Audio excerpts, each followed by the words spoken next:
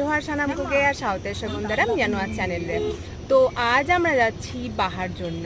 তো আমরা গুরাব থেকে বেরিয়ে গেছি, অলরেডি অনেক লেট হয়ে গেল। তো এবার মাঝিনান পৌঁছাতে মোটামুটি 40 মিনিট লাগবে।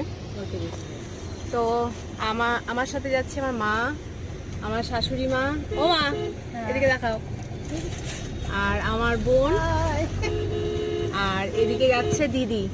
দিদি এবার চলুন দেখে নিই বাহা কি।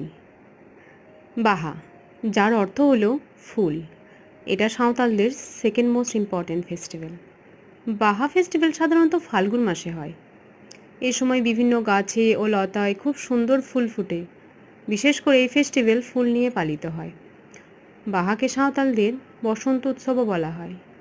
এটাকে সবচেয়ে পবিত্র উৎসব বলে মানা হয়।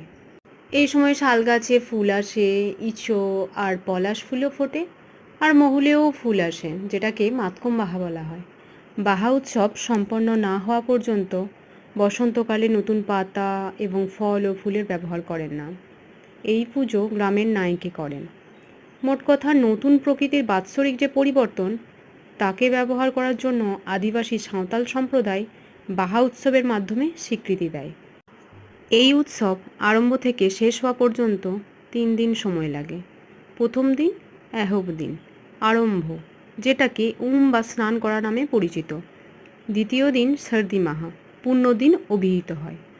তৃতীয় দিন তথা শেষ দিন বাসকে মাহা বা বাসি দিন।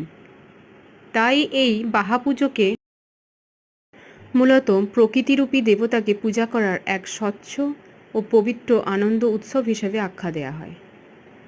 বাহা শেষ হবার পরে বাসকে বা বাসি দিন হাসি ঠাট্টা ও জল নিয়ে খেলা ও আমোদ প্রমোদ চলে। বাসকের দিনের তাৎপর্য কিছুটা হোলির সাথে মিল পায়। এখানে রঙের পরিবর্তে জলের মধ্যে ফুল গোলা হয়। সকাল থেকে প্রচুর নাচ গান চলে, খুব হাসি মজা চলে। এই বাহা উৎসব পালন করার জন্য সবাইকে যে যার নিজ আতোরা বা গ্রামের বাড়িতে আসতে হয়। সেখানে গিয়ে যথাযথ নিয়ম পালন করে বাহা উৎসব পালন করা হয়। সেই মতো আমিও ছুটিতে গ্রামের বাড়ি গিয়েছিলাম বাহা উৎসব পালন করার জন্য। ভীষণ এক্সাইটেড ছিলাম এটার জন্য।